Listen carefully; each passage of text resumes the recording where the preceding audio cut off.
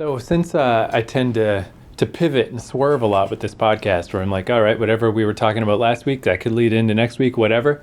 So I'll tell you what I had planned for this week, but it's all set, so we don't have to do it this week. We can do it next week or whatever. Since it's getting cold here, and we just had a whack of snow earlier in the week and a ton today, and you were having problems with the heater at home and the coldness.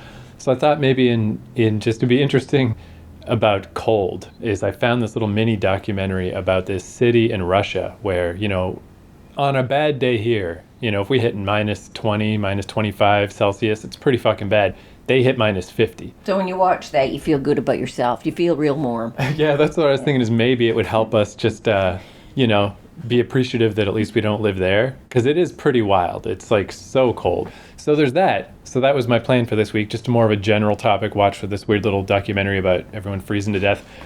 But since I was, like I say, I just kind of pivot and go with the way the wind is blowing. Since you said you just saw The Office on TV randomly, was that last night or just... It was very recent. A couple of days ago, early in the morning. So I just did some stealth piracy where I grabbed an episode of the American Office and the UK Office. So instead, we could also save the freezing documentary for next week and just watch The Office. Someday when it's really freezing. Right. Yeah, because this one, we got snow everywhere, but it's only like... But it's not freezing. It's just at zero. Yeah, it's almost annoying where it looks like a winter wonderland, and I got all bundled up, and then I had to take off half of my layers because it's only like -1 outside, which is like nothing. Yeah, no, you need to watch that kind of stuff when you're feeling cold, really cold, and then you want to feel warm. And yeah, we've kind of been dancing around The Office here and there. I don't know how often it's come up in the podcasts. I know I've talked about it, but I've cut it out before when I'm editing because I know someday we're going to watch The Office. But because we've been watching these British and American remakes of each other's shows, and I've brought up The Office as one of the few times it worked, that the American one is actually good. But yeah, like I said, I don't know how much that actually made it into the show, but it's something we've talked about before. Who did it first? The Brits or the Americans? Yeah, the British one came out first, and that's the one you saw on TV. So I thought maybe we could watch. I just grabbed an episode, not from season 1 of The American Office, because I felt like it wasn't at its stride yet. So I just grabbed an episode from season 2. And I grabbed my favorite episode of the British Office, which is episode 4.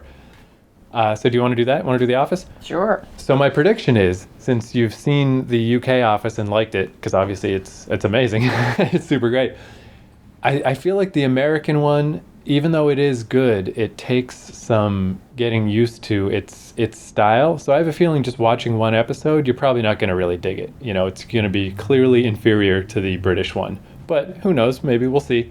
And again, I don't know which episode I picked. I just grabbed one, so we'll see how it goes. Well, and it's on regularly. The American one is on TV on reruns regularly, whereas that British one is not. Yeah. So if you ever want to dive deeper into the American one, it's not hard. But so the basics, I didn't do a ton of research because I just did this today. I just grabbed these, but I know a fair amount about this shit just because I was always a fan of Ricky Gervais. So yeah, you were asking where you've seen that guy, and I think the only thing I could think of off the top of my head, but it is those Carl Pilkington and Idiot Abroad shows where the two guys at the start, Ricky and Steve, they are the two guys that wrote The Office, and then they got famous from The Office, and they later met Carl Pilkington because they were doing a radio show, and he was just the guy who ran the radio station, and they just thought he was hilarious. I think I've seen that guy in other British stuff, though. He's all over the place. I'm just saying that's where you would have seen him, but yeah, he's very famous. He's like, he does stand-up. He's been in a bunch of other shows. Some of them are really good, like extras. Some of them are god-awful. He did this show called Derek, where it's like pretentiousness and fame finally got to his head, where he plays a sort of sweetly retarded man. This is as bad as it sounds. It's fucking terrible. That wouldn't be hard for him. Yeah, it's really awful. I don't know what he was thinking with that show. But in general, though, he's a really talented, cool guy. So the basic story of The Office, though, is he's been in showbiz forever. In the 80s, he was in a unpopular 80s dance group or whatever, like pop, sort of like Wham! They were called Shauna Dancing. And it's weird to see because he was young and thin and pretty, And they had it's like a top 15 hit in Portugal or some shit, one of those bands. So then he fell out of showbiz. He's just had a normal job, which I think is where a lot of the inspiration for The Office came from.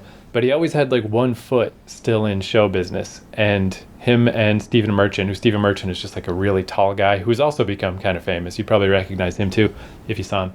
But they wrote The Office. They pitched it to be a British TV show. And because it was so cheap, it's just a fake documentary style show about an office. They managed to get it through.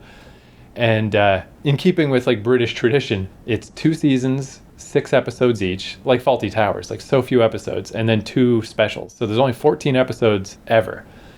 And that was in 2001, became a huge phenomenon, one of the most exported shows. There's so many remakes. Like I was saying, there's a French one and a Quebecois one. That's how many there are. And there's all these different countries.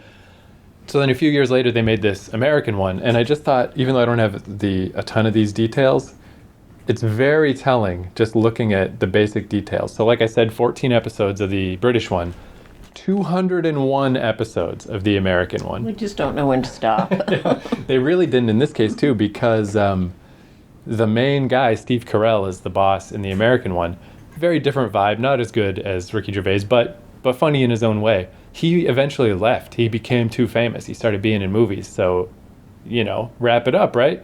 But they didn't. They kept going for at least another year, maybe 2 years, I'm not sure, with different other bosses. And it's just like, Jesus Christ, guys, come on, man. It's over. Let it be over. And the other thing I thought was very telling. So in the American wiki page for the American Office, it's listed as a mockumentary and a workplace comedy. But on the British one, it's listed as sitcom, mockumentary, cringe comedy, which I think is the perfect description, because you're just like, oh, why are they saying, is he doing that? Why is he saying that? Like, it's so embarrassing. Yeah, I agree. You definitely have like secondhand embarrassment. Like, that's the weird thing, is that even though I really respect the British Office, I do think it's a better show. It's much harder to watch than the American one. Yeah. Yeah, like the American one, you can just sit down and watch it and have some laughs, where the British one, last time I tried to watch it, I watched season 1 and I didn't finish season 2 because I'm just like, I just hate this in some ways. It's so good, but I hate it. So yeah, I figure we'll watch the American one first and then finish off with the British one. Okay. And I got the episode earlier when you mentioned that you had seen The Office. I was trying to explain to you this joke from this episode of the UK Office that's my favorite joke in all the series, and I just was butchering it and I couldn't do it. So I got that episode so we can watch it and it'll make sense this time. But all right, American Office first. Season 2, episode 2 is the random episode that I grabbed. And then for the British Office, it's season 1, episode 4. Even you'll hear right away the theme song of the American one is so upbeat, where it's kind of like this, I think it's like a Rod Stewart song in the British one, but it's a little more downbeat and everything's gray and whatever, where the American one is like, dee dee dee, let's go to work.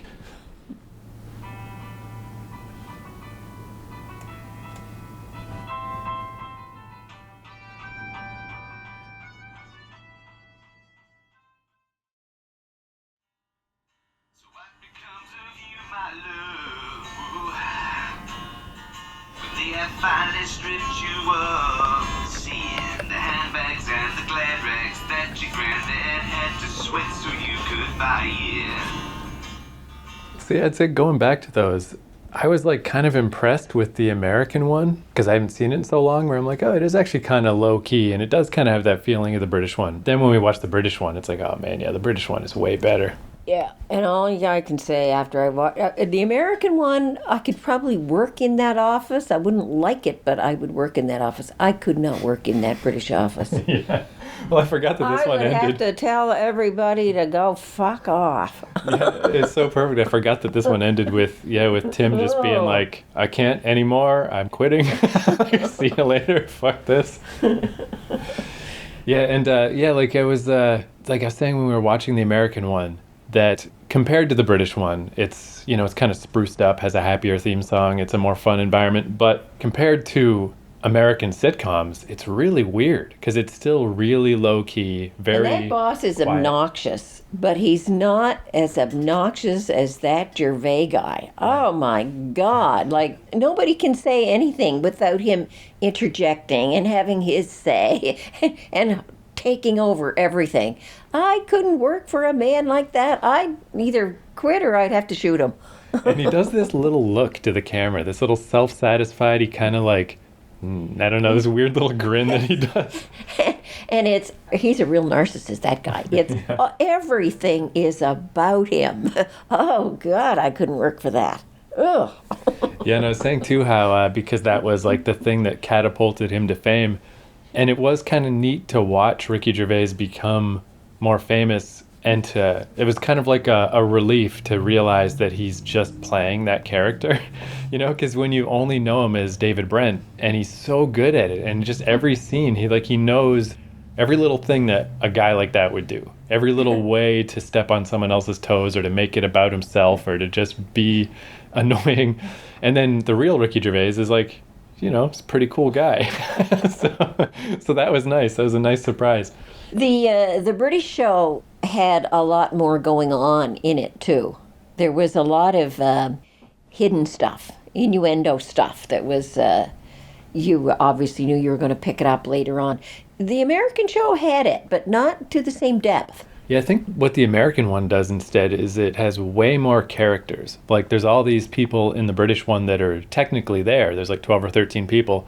But in the American one, since it ran for 200 episodes, everybody, like, you know, all those people, like Toby from HR, he is like, you know, he's going to show up another 60 times, for instance, where, yeah, it really is a much smaller cast for the British one. And like I was saying, too, with the Don and Tim stuff is a lot better as this weird, like, workplace romance thing over 12 episodes than... I'm pretty sure in the American one, if I remember right, it's like season 3 before Jim finally tells Pam that he likes her, and then it's the will they, won't they, and it's like, fucking, come on, man. Like, let's move on with this. But that's just the nature of making a million episodes. And the different layers, too, of, like, comedy, like, what's the word, like, bravery, or, like, willing to do, like, both shows are like that, but in the American Office, it's like, okay, we're not going to have a laugh track, which in 2005 was relatively uncommon, and, you know, we're going to make it low key. There's going to be no music. It's just office noises. Like, that's pretty weird. Whereas in the British one, they're like, all right, we want this to be such an unbearably boring day that Tim quits his job. And then they did it. They made you sit through that whole fucking meeting, and it is the worst. It is just boring and pointless, and the stupid little corporate exercises. And yeah, like, sure, David Brent is stepping on the guy's toes and constantly interrupting him. But thank God, too, because, like, everyone sucks in that situation. You know, the corporate side is boring. The terrible boss is terrible. It's just like, fuck, this sucks. Where, yeah, definitely, like you're saying with the American one, that you felt like you could work there. That's definitely the vibe of the American one is, well, the way I've always heard it described is because America's such workaholics that your work is your second family. Well, and you need the job because you need the money. So the American, not that it would be pleasant working there, but you'd put up with it because you just say, you know what, I need this job. And the guy is not, the boss there is not so in your face. But that British guy, he's in your face all the time, and it's all about him and how wonderful he is and how doesn't matter what anybody else can do in the world. He can do it too. He could do it better. Yeah. Everything, he can do it better. Oh, I couldn't stand that man. I couldn't work for him. Yeah, like when he's talking about, I think the perfect one from that episode to sum him up is when he's talking about the band he used to be in and how the band that opened for his band is now an actual real band. He's like, yeah, you know, they couldn't do what I do. They couldn't run a paper business. And I could probably do what they do. Like, you can, like, that sums him up. All of a sudden, yeah, he could do what he could, but they couldn't do what he does.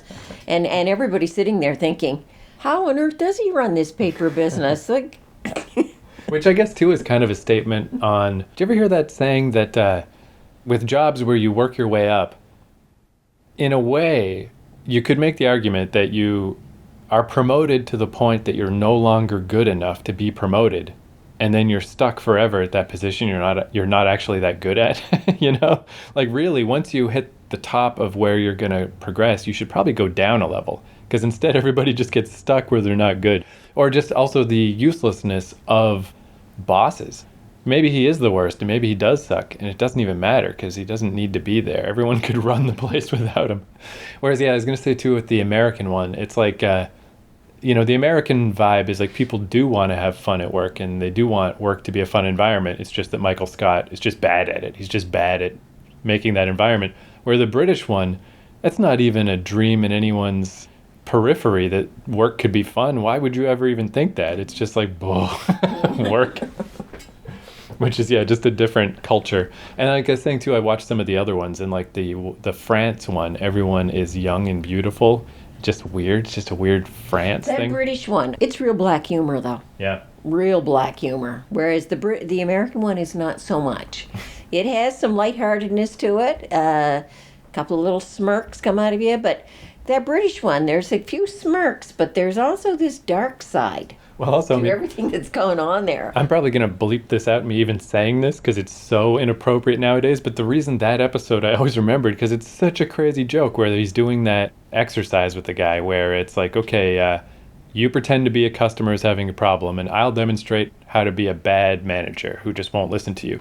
And Gervais gets so upset that the guy's not listening to him. It's like, well, I got a problem. I don't care. Well, I think you'll care when I tell you there's been a up there. He just makes up something. And then he shifts the whole thing around so that he's the guy that's the manager. Yeah, not only does he make up something, he goes nuclear. Like, you could not come up with a more heinous scenario in this, what's supposed to be just a light exercise, because he just can't stand the fact that he's not in control. It's just like, Jesus Christ, guy. What the fuck? It's like power corrupts, right? Like, yeah, this guy is the boss, and as soon as someone else is in his orbit who's got authority that day, he's like always trying to speak along with him. Like, he already knows what the guy's going to say, and just, yeah, unbearable. Just horrible. And yeah, I don't know if they ever said specifically who that guy's based on, or if it's more of a composite, but I do remember in interviews later, him and Stephen Merchant talking about that show. It is just like, you meet bosses like that, and it's just like, what am I supposed to do? Like, I'm kind of like a hostage. I just have to put up with this horrible boss every day, or not have a job. That's kind of what both of the shows are kind of about. Both of them are like that. Like I said in the American one, they showed people just kind of looking, like the employees just looking at the boss. Now, I personally feel that people wouldn't just be looking at him because he's a real pain in the ass, that guy. They would be doing the eye roll. They might do a little look around quickly to see, is anybody watching me? But, oh my sweet Jesus, do I have to listen to this guy again? And the eyes would go way up into their head. But they didn't do that. See, they didn't push it. That American one didn't push that far. But that British one would have. They would have had them just rolling their eyes all over the place. It's also, yeah, interesting how many layers there are in the British one. Like, maybe it's because there's so few episodes, like that season 1, only 6 episodes. So they could really spend their time to make those 6 as layered as possible.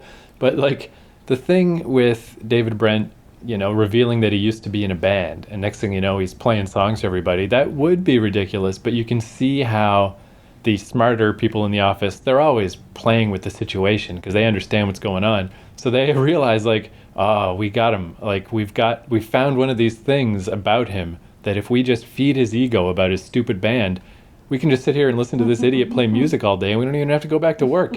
And they're just like coming up with questions to ask him, and play another song. Meanwhile, Gareth actually likes it. He's like, this is amazing. My boss that I already loved is also a musical genius, which just makes him even more of an idiot.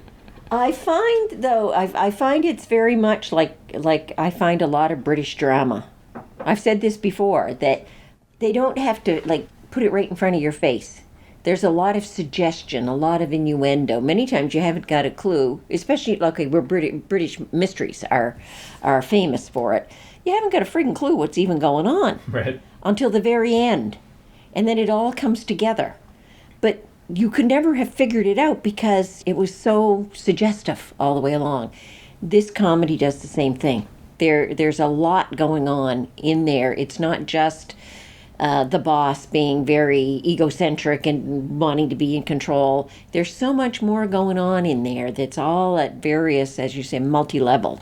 The American one has a bit of layering, but not to the same depth.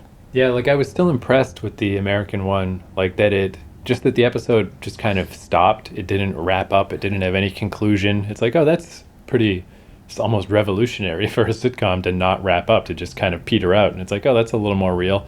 But the British one, like all the little, the little moments between Tim and Dawn and stuff, like it would be easy to miss that. Like I could see somebody watching that and just being like, nothing happened. What was that? What did I just watch? I just watched a bunch of people do an HR meeting, Because if you're not paying attention, it's like, it's just an office. It's just, it's way more of that vibe. You can kind of believe. I don't quite know that they ever properly explain in either why this is being filmed.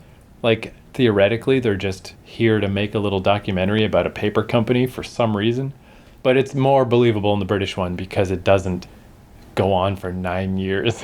Like, it's truly bizarre in the American one. Like, who is this film crew? Like, they're definitely there. People acknowledge that they're being filmed. But why? Maybe show number 1, though, introduced that, did it? I don't think so. But it kind of reminds me, I guess, of like Trailer Park Boys. That the Trailer Park Boys, like the little movie they made before the show, they did explain it, where Julian went to a palm reader who said that he was going to die. So he hired a film crew to film him because if anything happened, he wanted it on camera. But then when they did the Trailer Park Boys show, they're like, why are we explaining this? Yeah. It's too much explanation. Who cares? Maybe the pilots for those shows did explain The Office. Maybe just like in Trailer Park Boys, maybe the pilots did explain it. Yeah, I don't remember. I mean, if they did, it certainly, no explanation could be good enough. Like, maybe it is better just to not explain. But then, what's weird about this, too, is at least here, they very much do, they're filming through the windows, and every once in a while, someone will take off their little sound thing, and then you can't hear them anymore. Like, they really do treat it like they're being filmed, where that style then became sort of recognized. So that show, Modern Family, the one Ed O'Neill's in, the dude from Married with Children, yeah. It has that same style where characters are always talking to the camera and it's filmed as though they're being filmed, but it's not being filmed. Like, there is not a crew that they ever reference, or they never acknowledge that they're being filmed. They just shoot the show the same way The Office is shot, but it's magical now. And it's just weird how shows build on each other, and because it's so weird too now to go back to even really good shows like Seinfeld, and they're just slathered in laugh tracks, and it's like, why is it like laugh tracks? That feels like it's from a million years ago, because nowadays comedies don't do that anymore. And I don't know, it's just interesting to see the evolution. But yeah, then like things evolve to the point that they don't make literal sense anymore. But then did they in the first place? Because like I said, sure, there's a film crew, but why? maybe just don't explain it. Just, yeah. And it must be a writer's dream to have these characters just being able to talk directly to the camera and just address the situation. It's one thing too with the little thing we were doing of the TV shows, of the two different, watching the American one, watching the British one or whatever. I mean, I guess eventually we'll get back to that. I'm sure there's other ones that worked out, but I feel like that's probably the high watermark. Like, I can't even think of another American version of a British show that was remotely as successful as that. I mean, 200 episodes, 9 seasons, And I do think, too, like, for any faults that the American one has, I do like that it's different. Because if you watch the first episode of each, they're the same. It's like the stapler in the Jell-O, and it's just all the same stuff. But Steve Carell's character is very distinctly different from Ricky Gervais's character. So when they're saying the same jokes, it just didn't work, didn't make sense. But I got to give the American guys credit that they steered the ship somewhere else, and it's good enough. Which is not the worst. Since it's on regularly. I must watch a few more of those.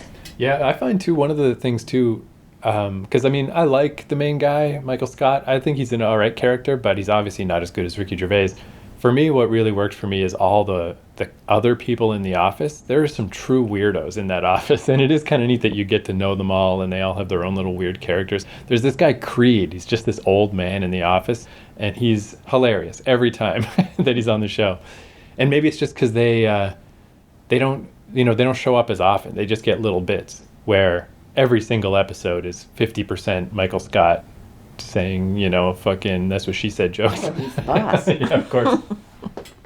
And yeah, I mean, I guess you said with the British one, it was just like one of those free previews, right? So, because I figure it's probably pretty rare on Canadian TV for the British office to show up. But obviously, if that ever shows up again, and again, it's one of those things, there's so few episodes, I guess, just grab them all. It doesn't feel like that much effort to watch them all.